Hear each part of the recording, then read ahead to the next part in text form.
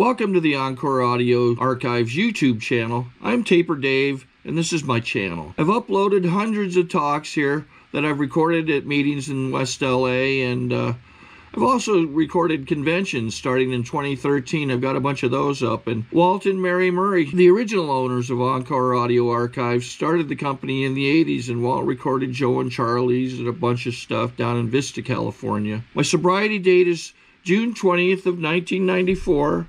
I hope you find something you like, so please like and subscribe to my channel and comment down below. If you want to hear something that I don't have or that you don't see, I'll see that I get it. Anyways, take care and have a great day if you want to.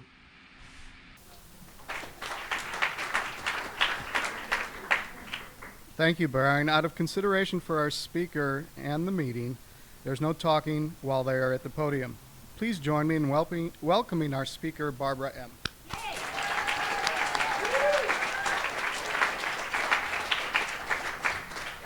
I thought we did birthdays first. Sorry to interrupt your viewing. Taper Dave here. Just wanted to take a second to ask you to like and subscribe to my channel. Let me know if you like what you're listening. I've got some very good talks here, and this one's a great one. Just curious, do you think this is better than Zoom? Tell me what you think. Hi, I'm Barbara, and I'm an alcoholic. And the fan is in the wrong place. I just get that out of the way. I'm going to be hot. I'm going to try to remember that we have 5 newcomers here in the room today and try to think of them so that I can quit thinking about myself. For the people who don't know me, I moved to Northern California 6.5 years ago, and we don't have meetings like this up there. I won't go on about what we do have, but we don't have this. And so there's no big speaker meetings, so you don't speak. So I haven't spoken at a podium in AA since I moved. So it's kind of daunting, and the fact of the matter is that so many of my old friends are in this room, and I have history with them. And I'm thrilled to see them, but I think I'd probably be less nervous in front of strangers. So enough of this. To the newcomers, I really want to welcome you here. The greatest thing that ever happened to me was coming to Alcoholics Anonymous. And I have 3 kids that I adore and grandchildren that I adore, but nothing really tops me getting sober. Because had I not gotten sober, I seriously doubt that I'd be here at all. And I would have lived a really miserable, unhappy life. And as it is, AA has given me a life back, and it gave my children a life back. And so I'm really thrilled. God, just... Here we go. Thanks, Salama. God, why is it so hot? Anyway, enough of me. Here's my story. Kim told me, a few days ago that she likes to hear stories, what it was like, what happened, and what it's like now. She likes to hear order. And I said, Jesus, you get up here and you're lucky if your brain stays in your head. I don't know what you are talking about, order. I just wander all over the place. But this room, and I want to thank Patrice for asking me to speak. Thank you very much. I participate in my own recovery. This room is really important to me. I came to this room when I was 3 months sober. It was a Monday night, the Monday night meeting, and Clint H. was then the secretary of it, and I had gotten sober in Manhattan Beach and spent, and I only went to 2 meetings a week, had no sponsor, hated AA, and really why I was still sober is pretty shocking. But the woman who took my call at central office brought me here, and I sat down. I think it was the second Monday I was here, and still no sponsor. And I was sort of sitting right there in the front row, talking to no one. And this man came in with his head all bandaged up, and he was on crutches, and he had a broken leg. And, I guess with curiosity, if nothing else, I didn't speak to you, so, I didn't know your names. But I thought, what happened to him? So I asked him about his leg, and he said, well, I'm just back from a slip. And this is what happened to me when I went out. And, I went, oh, mercy. And because he seemed safe, he wasn't going to get me, on those crutches. I started talking to him. And then he said to me, do you have a sponsor? You need a sponsor. And I said, No, I don't have one of them. And he said, well, listen, I'm going to have lunch or coffee with my sponsor at Dolores's, you know, the old Dolores's, and why don't you come with us and talk to Max? And Max was about the age of my father, and I felt safe with him for some reason, because I didn't feel safe with anybody. And so I asked Max to be my sponsor, and Max had me from 9 months, or 3 months to a year. Max didn't do much with me. I did an inventory, and I did a 5th step. He took me to Cantor's when I was done with it. I'd never been to Cantor's. I did, you know, everybody's screaming at each other and waving, and I had just been through this awful inventory. I mean, you know how hard those things are, and I thought, oh my God, I mean, what they want from me here. And I went home and went to bed. It was 4:30 in the afternoon. I had 3 little kids, and their dad came home from work, and I said, I'm in bed. I'm not getting up. That was my first inventory. And when I was a year sober, some man, because I didn't speak to women, that would be way too scary. They look you right in the eye, you know. This man, Bob, said, you know, Barb, you've got to get a sponsor that is still married to the same man she got sober with, and she must have children.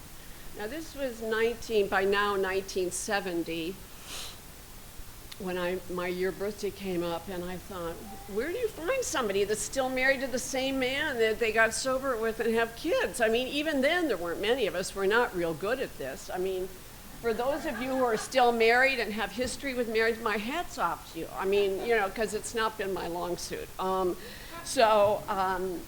He said, you've got to get a woman. And I went to Wilshire, Normandy, and Shirley P. was speaking at Wilshire, Normandy, and she had curly red hair, and she had these Rudy Gernreich dresses she wore all the time then, and, you know, above her knee, and bright patterned, like tent dresses, and she looked good. And I thought, you know, that should be my sponsor. You know, and she didn't seem to have any character defects, and I certainly didn't. So I could ask her about, you know, and I sort of accosted her at Brentwood on Thursday night and asked her to be my sponsor, and she said yes, and sponsored me for the next 26 years. So this room is really, I remember coming here on Tuesday night when the Pacific Group used to have their big meeting here, and people were hanging from the rafters. They were sitting back here, and I think the fire department finally, you know, raised hell, and they had to move. But I have a lot of memories. I remember my very first 12-step call that I ever went on. Keith C. had dragged me out of 26th and Broadway, and we made this 12-step call on this woman who had 6 children, and she was a heroin addict and a drunk, and she'd been in detox, according to her, 8 times in 2 months. And she had a liver out to here. And again, I mean, I was like, you know, I was barely comfortable with being an alcoholic. Now, you know, they want me to help somebody. So my job, Keith told me my job was to drive her to meetings every night. So we'd sit over here, and she'd pass out on my shoulder every night. And I think, God, I mean, you know, couldn't they at least just not drink with me? So finally I said to her, I'm not going to pick you up. I'm looking for my Kleenex because my nose is running. Anyway, it's a class act up here. And so I said, I'm not going to pick you up unless I can talk to you. I want you sober tonight. So I called her, you know, and she didn't answer the phone. And I came to the meeting and then went home, went to bed, and then the phone rang at 1 in the morning. And she wanted to know when I was coming to pick her up. I said, well, the meeting's long past. I mean, we'll try again tomorrow. And I talked to Keith. I talked to her a few more times. She died about a year after Keith and I 12-stepped her. This was a very young woman. So for all the fun that I like to have up here and all the fun I love to have in my life in AA and all the laughing, this is a deadly disease I have. And I am really fortunate to be clean and sober here, because I did not give AA the best try the first year. I fought it. I really hated it. I hated giving up my drugs. I was a little amphetamine person and a big wino, And I just hated giving it all up. And I hated AA, and I didn't like you, and I didn't want you to get close to me. For God's sakes, go away. Help me stay sober, but don't get near me. I mean, what an impossible thing. So this is deadly, and I'm really grateful. 2 months ago, I came down here for a week, and the reason I did was that up in Northern California, I sit in meetings with the most time of any woman in Marin County. This is not a really good place to be. It's not something I'm comfortable with. I got sober with a lot of people who were sober longer than I, and I was comfortable with that. And one day I thought, well, it's time to smoke. This is after 36 years of not having a cigarette. I thought it's time to smoke, and I, weighed that for a couple days, trying to figure out how I'd lie. And, like my grandkids wouldn't smell it or something. It was ridiculous. And then, another couple weeks passed, and I thought, all right, listen, Barb, you have to go to meetings till you're 80, and then you can quit and you'll drink. And then I started how I would lie about drinking. And I thought, you need to go to LA. I mean, you got to get out of here for a while. You've got to go down and see people who are sober longer than you are in your peer group. And I arrived on a Thursday and went to my women's meeting that I loved. And then I went to Brentwood Thursday night, and Johnny H. spoke with 51 years of sobriety. And, did I care about Johnny one way or another? No. But that night, with 10 years sober more than I sat on my seat and listened to him like a newcomer would. I thought, oh, thank God. And then I came here on Sunday morning, and Aloma was speaking, and she's part of my peer group, and gave an incredible talk. A great AA talk, and I thought, my gas tank's filled up. I got exactly what I needed, and flew home and went on with my life. But you guys have no idea how lucky you are here. None.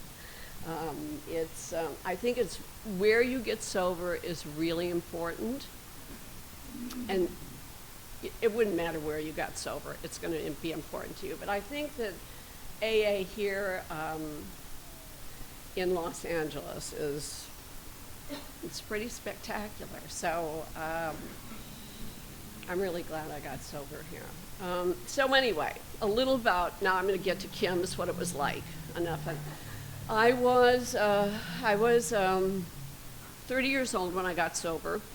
I just turned 72. I had my 72nd birthday in December, and it has not been necessary for me to drink since I've come here. I did not slip. When I got sober, I didn't know you could slip. I thought you had to stay sober. I came here as a housewife, very locked down, very frightened, very antisocial, and very angry, extremely angry. I was pretty obnoxious in that house with those 3 little kids and that husband. I would load 45 automatics. I would throw butcher knives. So that was what, all within the framework of this little house, PTA, suburbia America, throwing butcher knives and loading. And after I'd been sober a few years, I thought, why did Walt not get killed? I mean, I'm really surprised. Shirley always says, she said, I don't know what I did for you, but she said, I saved Walt Haddad's life. I mean, it was like, so she, I don't know, he never reacted, and it saved his life, because I thought years after, why didn't I shoot him? I was crazy. But he would come in. This is a picture, me sitting on the end of the bed with an apron on. This was 1969, so people still wore aprons. I have an apron, and I'm now 4 drinks into the evening. That was the worst place to get me. And he had pissed me off, and I'd gone and gotten this 45 automatic, loaded it up, and had it sitting next to me on the bed. Should I kill him? Should I kill him? Now this was going on, and he walks in the room. And he looks, and he sees the gun, he sees me. Now, had that been me, if I had been Walt, I'd have been out the front door with my kids going to the police department. No. So he looks down, and he goes over, goes across the room, opens a drawer, looks for something he wants, closes the door, walks out, closes the door behind him. He never reacted to me, and that's why he's still alive. Because I don't know about you, but I'm kind of a drama queen. And so, I love the drama. There's a lot of juice with that. So, but he didn't give me anything, so he's still alive, And after, I made my first amends, just for all the mental shit living with me. I completely forgot about the violence. And then, about 4 months later, I suddenly think, holy shit, I almost killed this man. So I call him. I don't do what your sponsor tells you to do. Your sponsor says, wait 24 hours, write it down, maybe meet the person. No, I don't call Shirley. Just call him up at work. He's in the middle of a work day. And say, Walt, I am so sorry for all this violence and the guns and the knives. And he said, I don't remember that. This is not a drinker. I mean, he is now. He should be here now, but then he wasn't. And I thought, do you know something? There's other ways of denying what you are other than being an alcoholic. People married to us just want it to be okay. And they imagine it to be okay. I mean, they have these fantasies. So his wife wasn't a killer, She was mentally ill, he was sure, but not a killer. Anyway, I came here, I got through my first year. Max got me through to my first year. My first year was hell, and I wouldn't really have wished it on anybody. But mine was hell because I didn't surrender. So if you're new here and you be alcoholic, the sooner you surrender to the disease and the recovery, the happier you'll be. I just fought it until my first birthday, and then this enormous weight came off my shoulders, and I thought, oh my God, if I do the things they asked of me, if I do, I will be able to stay sober one day at a time the rest of my life. It's okay. One day at a time. I'm really clumsy, so you don't have to worry. One day at a time the rest of my life, I'll be able to stay sober if I do the things AA asked of me. And that's really the hook there, because we're human beings, and quite often we don't do the things we're supposed to. But I had a commitment I made at a year, and I said, I am going to stay sober no matter what, one day at a time for the rest of my life. And I've had some really fabulous times sober, and I've had not so fabulous times sober. And the same rules apply whether I'm in great shape or not. The steps are here. The object of me, I listened to a tape of Bill's, and the gist of it, I'm going to give you the gist of your tape. The gist of it was, be true to yourself. Be true to yourself. Don't try to be anybody else. Be true to yourself and love yourself the way you are. And the other part of that is you got to get to know who you are here, which is what AA helped me do anyway. I got to know who I was, not who I wished I was, not my fantasy of who I was, but who I was, really, both the positive and the negative, and we all have that. I am an imperfect being who's working the steps and trying to live a sane and sober life and do the next right step, the next right thing. When I came here, I was a child, I was an infant. Infants want what they want when they want it now. Now. I have grandkids, they're 3 years old, they stomp their feet, they're supposed to. But, I came here at 30 with this same mentality of stomping my feet and thinking that not only that, but you were supposed to do everything for me.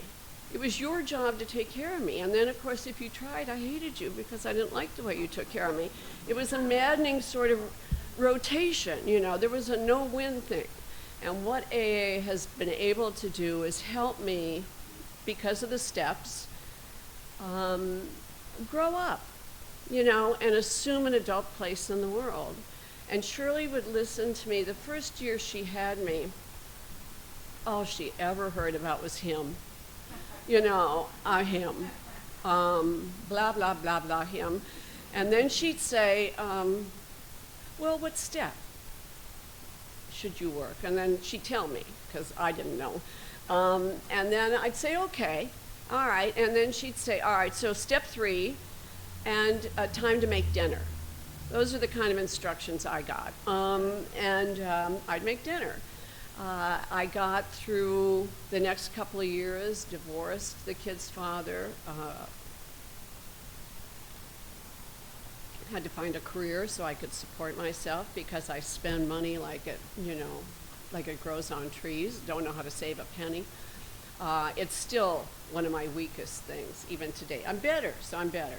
So, not to despair. I'm better. That's all I expect, a little better. I had to get a career, so I got a career that was great. I'm really fortunate. I got a career that supported me and gave me a pension, and I paid my bills and was proudly self-supporting, and I worked hard for it. Working hard was never one of my character defects. It was keeping the money I worked for that was a character defect. And I did that, got remarried, got divorced. As I said earlier, marriage isn't my long suit. I have certain things, I got sober principally, I think what drove me in here really wasn't me, but it was my children. I had not grown up in an alcoholic house. And I knew that within short order, my kids were going to come home from school and find mommy passed out on the bed every day, sucking gin out of her lingerie drawer. And I was going to have to explain, or they'd have to explain to their friends while their mother was sick every afternoon.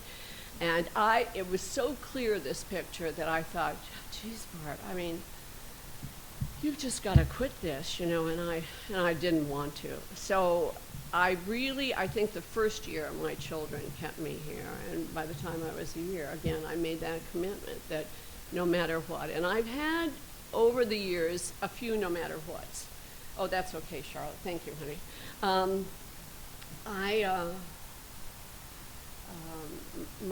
One of my children is in AA, sober a long time, and there are men and women in this room who were instrumental in her getting sober. Bill was, and his wife, Sherry, they took Tracy over the first 3 months that she was sober. After 6.5 years, she had a slip, and Ginny and Kathy took her life over. I have had my life taken over. And what I knew, though, when Tracy, before she ever got sober, and I adored this kid, but I knew that if I held on to her, that alcoholism would take us both down. It was going to win, hands down. There was no way, because Shirley had impressed upon me when I was 14 months sober. I had that, the book talks about that time that you were powerless over the first drink, and my house was loaded with booze because the kid's dad wouldn't get it out of there. And I had to drink, and I had been on my knees praying and called a few phone numbers. Nobody was home. And I got in the shower until Walt got home from work, and then called Cheryl that night to talk to her. And I thought I was kind of a snooty little drunk. She explained to me that day that alcohol had beat me down, that it was stronger than I was, it would always beat me, and it would take my life if I, wasn't vigilant with the steps of AA. And I really believed that. So when Trace was in trouble, I knew that if I held on to her, like parents do, help, I knew that I was going to drink. It was real clear to me. And it was either Tracy or I, and let me tell you, I won. I'm staying sober no matter what, honey. I don't care what you're doing. And so the people in AA who were supposed to help her, helped her. Not her mother, not her father, not a relative. A perfect stranger who had never, ever met her.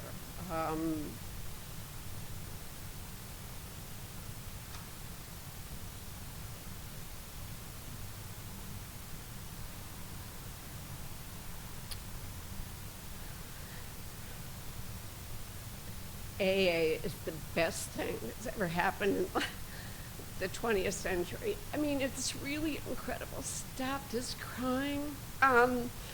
Anyway, I mean, Bill and Sherry got her a job, drove her to work. Bill used to drive her to work on a motorcycle.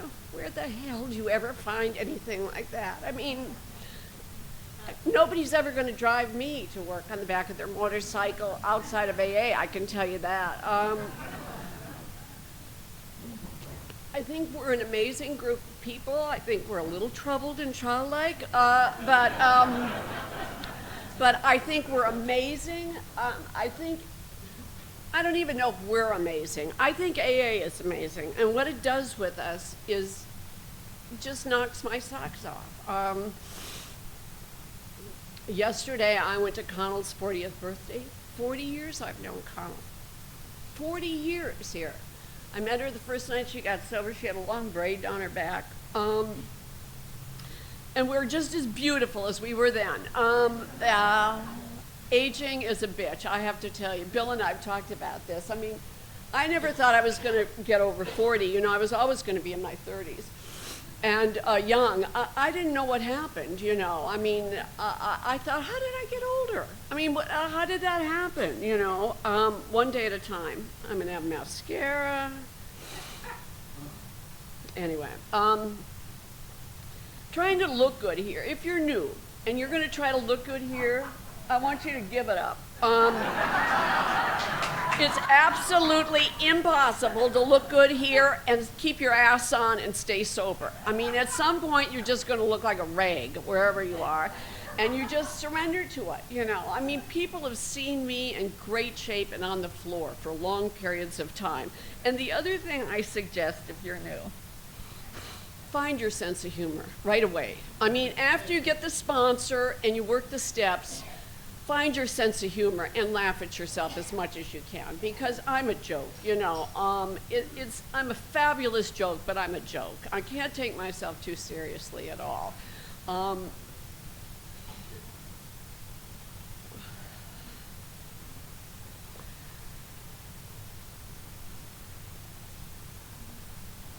Do you know, I think that as some people, you know, I actually owe AA an amends as a whole. I mean, I had a particularly awful divorce here, and I was way out of line off this podium many times. I said things from this podium that never should have been said. There was no way that I could stop myself. You know, I was just too sick at the time.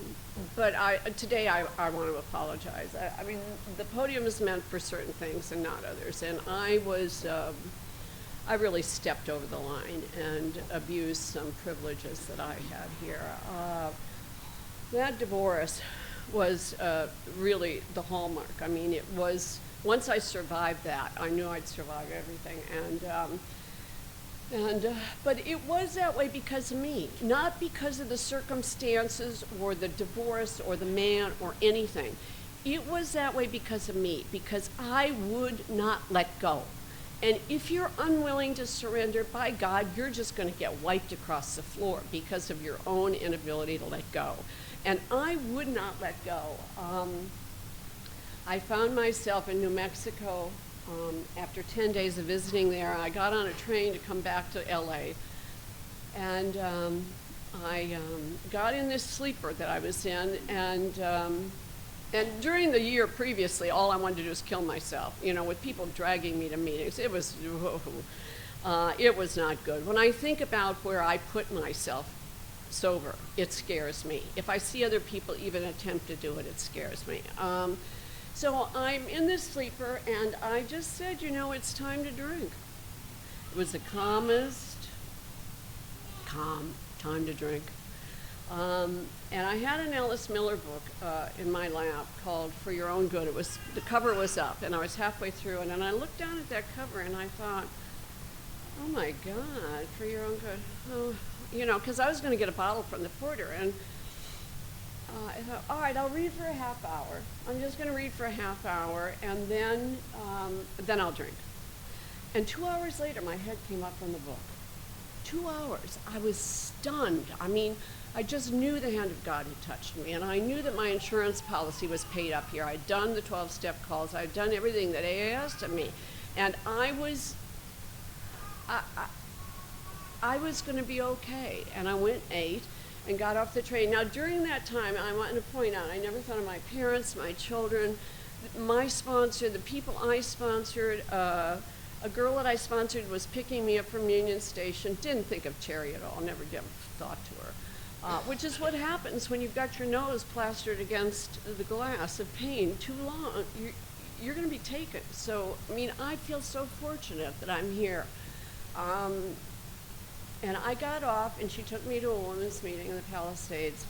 And I realized that I'm now 17 years sober when that happened. I thought, you know, Barb, you have not really gone as deep as you can here. There's been stuff you don't want to touch here. You're terrified.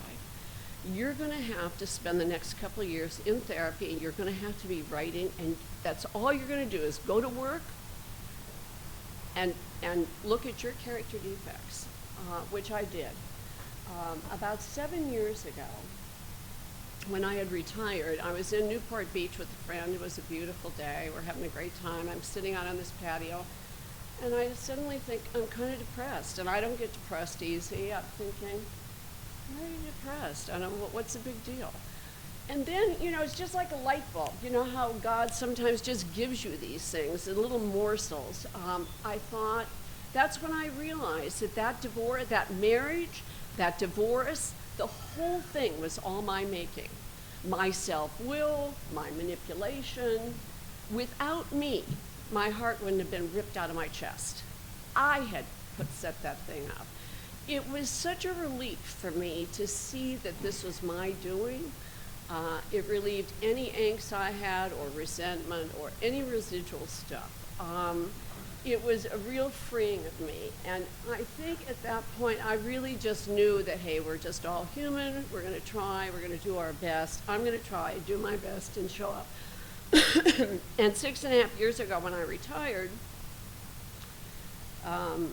you know, I'd wanted to go to Northern California because of my grandkids. I didn't want to leave you guys, but I wanted to go for these grandkids. And Kathy had always told me about her grandma and grandpa, and we're at the women's retreat, and she said, you know, Barbara, you just have to do this.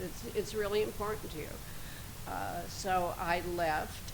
It took me 1.5 years to realize what an empty hole you guys all left here. I mean, the first 6 months, I thought, oh, this is great. You know, and another year after, I thought, what have you done? I mean, my God, it's weird up here. These people are weird. No, maybe you're just going to have to adapt, Barb. This is the way they do it up here. They don't do it the way you do it. So I had these grandkids. There's going to be, number 8's going to be born in March. And there are 2 girls and 6 boys, and a lot of testosterone running around here. And my life is involved with these kids. I have the best time with them. They're all different. They're all varying degrees of weird. We're all kind of weird. And they're such individuals and so full of life. My little boyfriend is 3. We have a date every Thursday, Ryder and I. Ryder's my best bud. And as much as I miss all of you and would love to move this room with me, I can't do it. So the trade-off was friends and the grandkids. But through all of this, whether it's friends or grandkids or careers or whatever it is, your commitment is to stay sober. Mine is to stay sober. I'm so grateful to what AA has given me. I feel so fortunate for a fighting, angry, tough kid. I'm a fighter by nature. For me to be able to come here and stay one day at a time or 1/2 hour at a time, and for the people who are new, my first 3 months really wasn't one day at a time. I broke my days down in half-hour increments. It would be 20 to 1, and I'd want to drink, and I wanted to drink. I'd think, all right, you can drink at 10 after 1, but wait, And then it would be 2 hours, and and then I'd want to drink again. And so that's how I did 3 months. And then we sort of did every half days from then on. But my life has been altered and changed to my children, and I owe it all to Alcoholics Anonymous. I really love all of you. And my fondest wish for the 5 people that put their hands up that are new is that you are able, one day at a time, to stay here, to work the steps, to find a sponsor, to find some peace here. Because there's an enormous amount of healing that goes on here. And it's slow. This is not a speedy recovery. But recovery all the time, no matter who we are. And it all happens sort of in the spiritual realm. I mean, my spiritual life is developed today, and I didn't have one. I was a little churchgoer, but I didn't have any spiritual life. And this is about what I call my higher power. Call it anything you want. But as long as I'm not the boss and I'm not running things and it's not my voice I'm listening to, I'm in really good shape. It could be the tree, it could be the wind, I could care less. So I'm really happy to be here, and I'm thrilled to be sober, and thanks.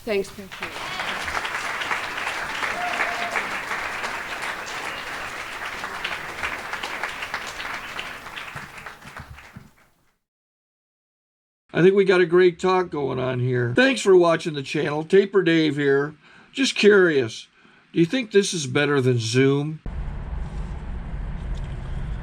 Okay, this is how I prepare my drone for launching. I like to do it inside the cab of my truck so I'm not standing outside in the weather. To install the joysticks for control, up and down, right and left, powered on. I have an Android phone that I use to connect it to the drone with.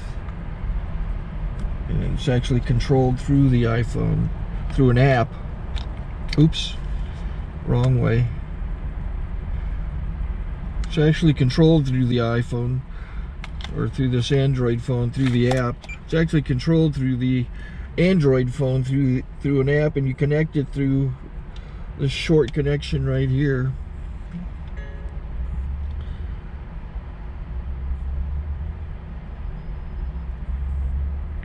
Remote control connected. Remote control's connected. So I pull out the drone. I have to extend the legs. Long legs extended first, then the short legs. Remove the gimbal protector.